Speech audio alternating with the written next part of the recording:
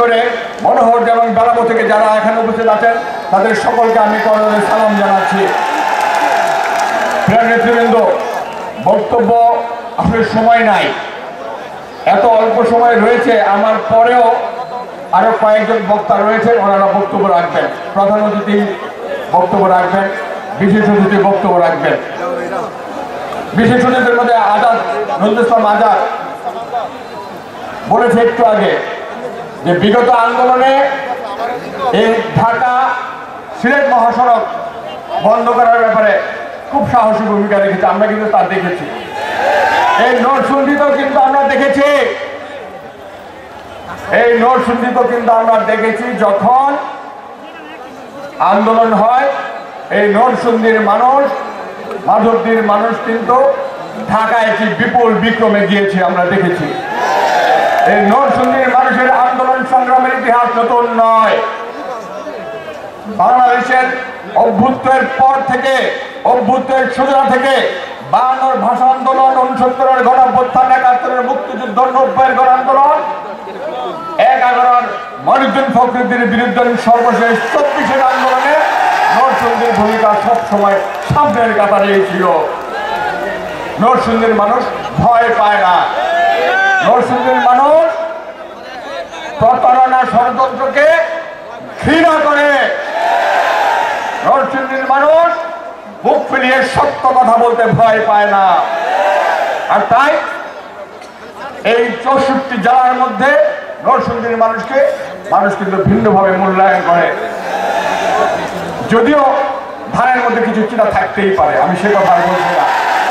প্রিয় নেতৃবৃন্দ, আমরা চাই আগামী দিনে আমাদের নেতা জনাব তারেক রহমান বলেছেন দ্রুত প্রয়োজনীয় সংস্কার শেষ করে বাংলাদেশে নির্বাচন দিতে হবে। আর এই নির্বাচনের জন্য 17 বছর যাবৎ জাতীয়তাবাদী দল এবং জাতীয়তাবাদী দলের নেতা কর্মীরা লড়াই করেছে, সংগ্রাম করেছে, জীবন দিয়েছে, গুম হয়েছে, রাজপথ থেকে সরে যায় নাই। এই গণতন্ত্রের জন্য, ভোটের অধিকারের জন্য আমাদের নেত্রী দেশনেত্রী বেগম খালেদা জিয়া বৃদ্ধ বয়সে জেল খেটেছে। আমাদের নেতা বাংলাদেশের সবচেয়ে জনপ্রিয় নেত্রী, বাংলাদেশের ভবিষ্যৎ প্রধানমন্ত্রী দেশনেত্রী তারেক রহমান 17 বছর যাবৎ নির্বাসিত। 11 সরকার, মনিউদ্দিন ফখরুদ্দিনের সরকার আমাদের নেতাকে মেরে পঙ্গু করে হত্যা করার চেষ্টা করেছিল। বাংলাদেশের মানুষের 16 কোটি মানুষের দোয়া এবং আল্লাহর অশেষ মেহেরবানি, নেতার নেতৃত্বেই কিন্তু এই ফ্যাসিবাদ শেখ হাসিনা বাংলাদেশের বুক থেকে পালিয়ে যেতে বাধ্য হয়েছে।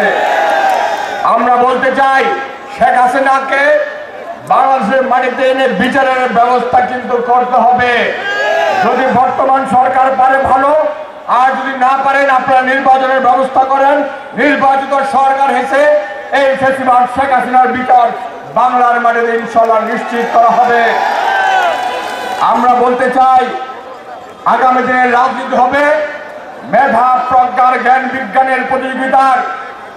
আগামী দিনে রাজনীতি হবে দেশপ্রেমের প্রতিযোগিতার। আগামী দিনের রাজনীতির প্রতিযোগিতা হবে বাংলাদেশের মানুষের আস্থা অর্জন করার। আর তাই আমাদের নেতা বলেছেন, জনগণের সঙ্গে থাকুন, জনগণকে সঙ্গে নিয়ে পথ চলুন। আমরা লক্ষ্য করছি কিছু কিছু জায়গায় দলের সেন্টিমেন্টকে ধারণ না করে আমাদের কিছু কিছু বিভ্রান্তর লোক অন্যায়ভাবে বিভিন্ন অপকর্ম যুক্ত হচ্ছেন। আমরা বলতে চাই, দলকে আপনারা কলুষিত করবেন না।